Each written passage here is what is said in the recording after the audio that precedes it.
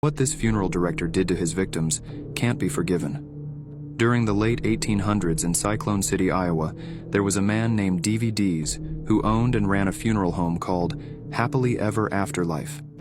He was well known in the town and was a very respected individual who helped the community. But in the year 1882, people in the town started gradually passing away in large numbers mysteriously, and by the end of the following year, over 30% of its population was now deceased.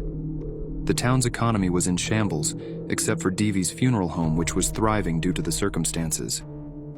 In January of 1985, a woman named Sandy Beaches would return to her bedroom one night and see a tall man attempting to escape the room's window.